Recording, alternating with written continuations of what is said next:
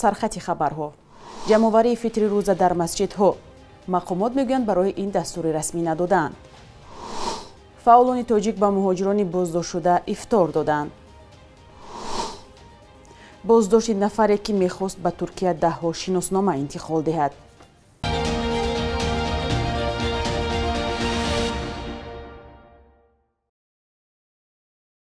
бинандаҳои азиз салом, бо умеди хушҳолии шумо барномаи навиди бомдодиро аз душанбе тақдиматон мекунем. имрӯз чоршанбе 27 апрел аст. намояндагони ҷамоату маҳаллаҳо дар Тоҷикистон ба ҷамъоварии фитри рӯзаи мардум пардохтанд.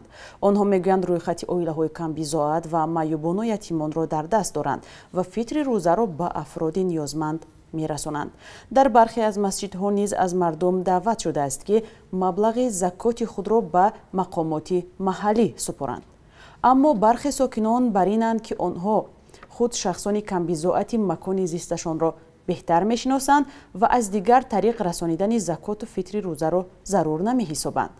бархе дигар ба шаффофияти тақсими маблағҳои ҷамъшуда бовар надоранд ва ҳамчунин таъкид мекунанд ки ин кор аз роҳи иҷборӣ низ сурат мегирад. намояндагони кумитаи дин, танзими анъана ва ҷашну маросимҳо мегӯянд аз сӯи ин ниҳод дар мавриди ҷамъоварии закоту фитри рӯза дастуре нашудааст. шӯрои уламо имсол нисоби закотро 35 000 сомонӣ муқаррар кардааст ва онҳое ки ин миқдор маблағ доранд бояд 875 сомонӣ закот диҳанд. фитри рӯза барои ҳар узви оила 7 сомонӣ таъин шудааст ки маъмулан он ба камбизоатон дода мешавад. маъракаи ҷамъоварии закот ва фитри рӯза дар шабакаҳои иҷтимоӣ баҳсҳое ҳам ба миён гузоштааст ва посухҳо мухталифанд. шумо низ бинандаҳои азиз метавонед назари худро зери ин барнома нависед. фаъолони тоҷик ба муҳоҷироне ки дар боздоштгоҳи шаҳри Иркутск Русия нигаҳдорӣ мешаванд ифтор доданд. дар ин боздоштгоҳ 60 муҳоҷир аз кишварҳои Осиёи Миёна нигаҳдорӣ мешаванд ки наздик ба 20 тани онҳо шаҳрванди Тоҷикистон ҳастанд. аксари онҳо бо ҷурми нақзи қонунҳои муҳоҷират боздошт шудаанд ва дар интизори ихроҷ ба ватан ҳастанд. Русияро борҳо барои бедалел ихроҷ кардани шаҳрвандони Тоҷикистон ва мақомоти тоҷикро барои беамалӣ дар робита ба ҳимояи муҳоҷирон танқид карданд. вазири рушди рақамии Қирғизистон Талант Иманов гуфт шаҳрвандеро дастгир карданд ки мехост ба Туркия беш аз 100 шиносномаи қирғизиро интиқол диҳад. ба гуфтаи ӯ дар шӯъбаи сабти асноди ҳолати шаҳрвандии вилояти Узгени Қирғизистон санҷиш идома дошта аллакай норасоии 1200 шиносномае ки бояд маҳв карда мешуд ошкор шудааст. Иманов хабар дод ки Кумитаи амнияти миллии Қирғизистон дар робита ба ин ҳодиса 6 касро боздошт кардааст ва дар ин миён онҳо кормандони пешини хадамоти шиносномадиҳӣ низ ҳастанд. Кумитаи амнияти миллии Қирғизистон то ҳол суханҳои вазири рушди рақамии он кишварро шарҳ надодааст. Федератсияи байналмилалии хоккей қарор кард ки чемпионати ҷаҳонии хоккей ки интизор мерафт Русия соли 2023 аз он дар шаҳри Санкт-Петербург мизбонӣ кунад дар кишвари дигар баргузор шавад. дар федератсия гуфтанд ки ин қарор бо назардошти амнияти хоккейбозон, намояндагони расмӣ, расонаҳо ва мухлисон гирифта шудааст. макони нави баргузории мусобиқот дертар маълум мешавад. федератсия қаблан иштироки Русия ва Беларусро дар мусобиқаҳои байналмилалии хоккей манъ карда буд.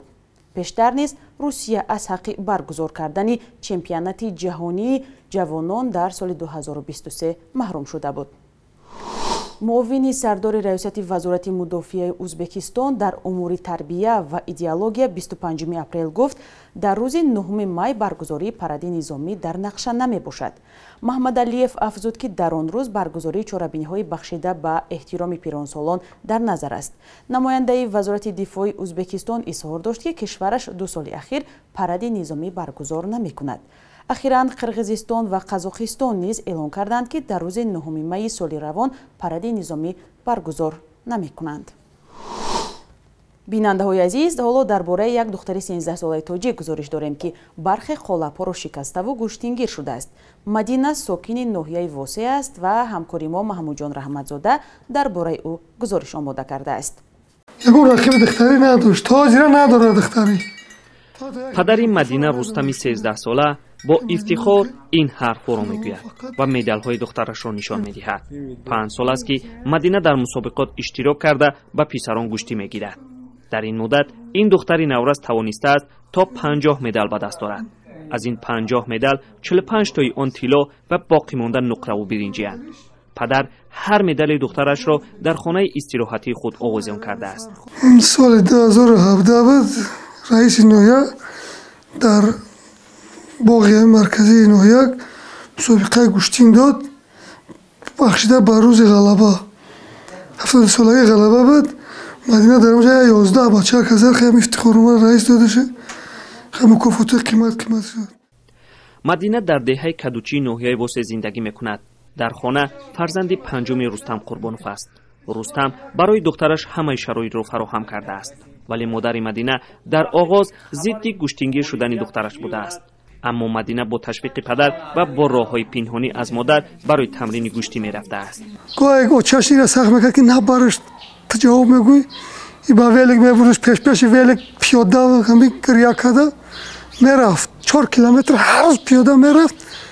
زل سوخوش رو داکیده ماش میکرد دستی. اکنون مدینه روز از روز محبوب تر می شود.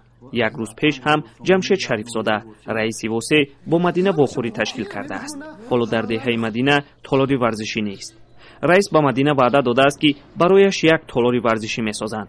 شهرتیاب شدن مدینه و آوردن جایزه ها اکنون مادر را از تصمیم گرفته‌اش پشیمان کرده است. خیلی که دخته بود با هدیلم نمیشید نفتم یه نکنه ماش پاش نارم شما کاری خیلی بونا که با خیلی آواز با صوت شدم اول بازیق میشنی گفتم گولا کرفته گوشتینگی شده یا میزنه جوش مایش دستش میشکنه.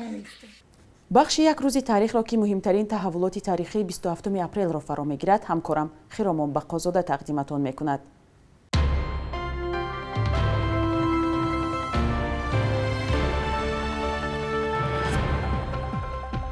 27 اپریل سال 1978 در افغانستان تبدلات نظامی شروع شد که در تاریخ با نام انقلاب ثور هم معروف است. ثور در افغانستان ماه اپریل را میگویند. آن روز گروه افسران حزب غیر قانونی خلقی دموکراتی افغانستان که هواخواه نظام کمونیستی بودند، حکومت محمد داود خان را سرنگون کردند. در کشور جنگ شهروندی سر زد و دکبر سال 1979 که آن را مرحله دوم انقلاب ثور هم مینامند، اتحاد شوروی افغانستان را اشغال کرد و حکومت کمونیستی خود را نشاند. این دوره آغاز مرحله نوی بی‌ثباتی ها در افغانستان شد که 10 ساله ها ادامه دارد. 27 اپریل سال 1993 تاجیکستان عضو صندوق بین‌المللی پول یک نهاد مالی بین‌المللی شد که برای مبارزه با فقر و پیشبرد اقتصاد در مجموع 500 میلیون دلار قرض و یاری‌ها داد. ولی سال 2008 این سازمان مقامات تاجیکستان را در پیشکش کردن معلومات نادرست درباره صرف مبلغ‌های قرض گناهکار کرد که با هدف مبارزه با فقر و بینوایی داده شدند. شروع از سال 2012 برنامه قرضدهی به تاجیکستان از جانب صندوق بین‌المللی پول باز داشته شده مذاکرات با حکومت ادامه دارد. 27 اپریل سال 1992 تاجیکستان و جمهوری کره جنوبی رابطه‌های دیپلماتی برقرار کردند. کشوری واقع در آسیای شرقی و نیم جزیره کره یکی از دولت‌های با سرعت پیشرونده است و تاجیکستان را چون بخشی از آسیای مرکزی مورد توجه سیاسی قرار داده است. همکاری‌های دو کشور در دوره مکالمه‌های سیاسی طرح انرژی دیده می‌شود و سئول یکی از کشورهای امدادرسانی تاجیکستان در دوره پاندمی کرونا ویروس بود. قرب روبل روسی در برابر پول ملی سومونی نسبت روز گذشته در بانک‌های تجارتی کشور به تغییر مانده است. صبح امروز در بانک‌های تجارتی تاجیکستان 1000 روبل روسی از 153 تا 155 سومونی عوض می شود. قرب 100 دلار آمریکایی نسبت هفته گذشته کمی پایین رفته برابر 1220 تا 1245 سومونی است. اما قرب رسمی مقرر کرده بانک ملی برای امروز 27 اپریل کمی تفاوت دارد. از جمله قرب روبل روسی در برابر سومونی 20 درم پایین رفته است.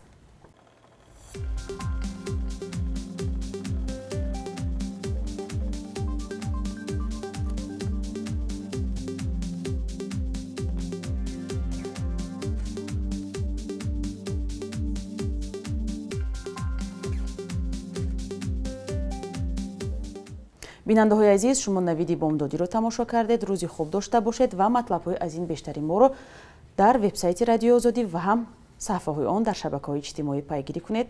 хайр, худо нигаҳдор.